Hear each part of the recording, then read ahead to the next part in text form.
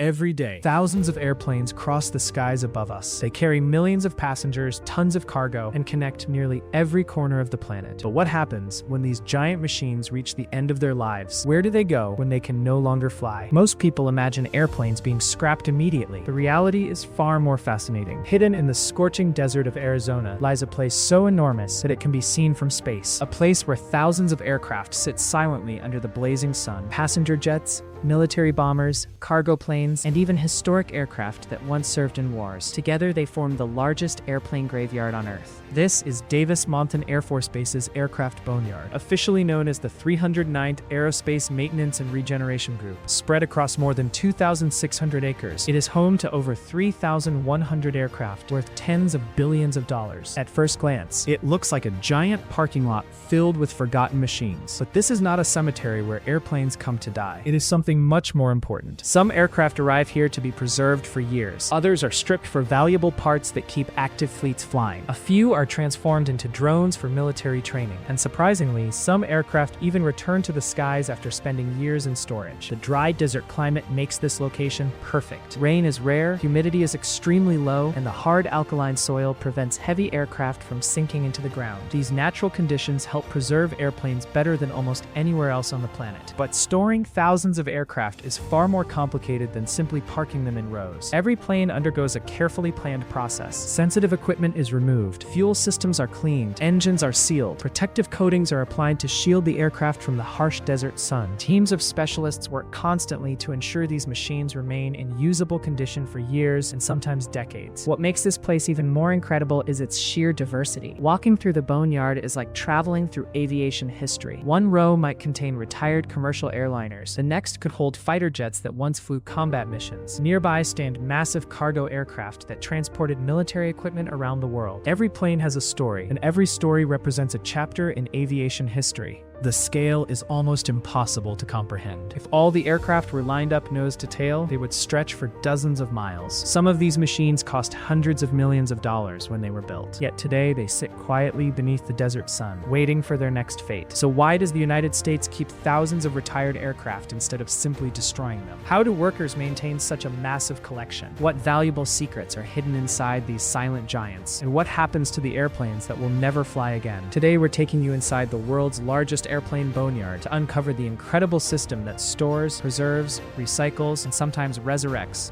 over 3,100 aircraft, from military bombers to commercial jets. This is the fascinating story of the desert city where airplanes never truly die. The story begins in the middle of World War II. Back in 1946, as the war ended, the United States suddenly found itself with thousands of surplus military aircraft. Maintaining such a massive fleet was expensive, and many airplanes were no longer needed. The government needed a location where aircraft could be stored safely for long periods without rapidly deteriorating. After extensive evaluation, the Arizona desert emerged as the perfect solution. The region's dry climate, minimal rainfall, and hard soil created ideal storage conditions. What started as a practical storage area soon evolved into one of the most important aviation facilities in the world. Over the decades, aircraft from every major conflict and military operation found their way here. Fighters from the Cold War, bombers from Vietnam, cargo planes from the Gulf War, even modern aircraft retired from active service continue to arrive. The boneyard has become a living archive of aviation technology spanning generations. Today, the facility receives aircraft from across the United States military. Some arrive under their own power,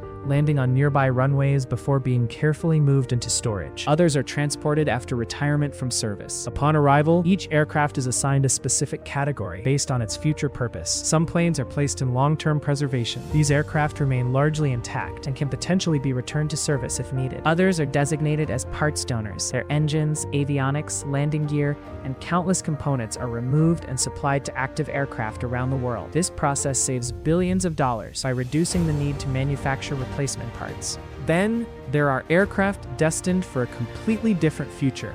Certain retired planes are converted into remotely piloted drones used for military testing and training exercises. Instead of ending their careers in storage, they gain a second life helping train the next generation of pilots and defense systems. The journey of every aircraft entering the boneyard follows a precise and highly organized process, and that process starts the moment its wheels touch the Arizona desert.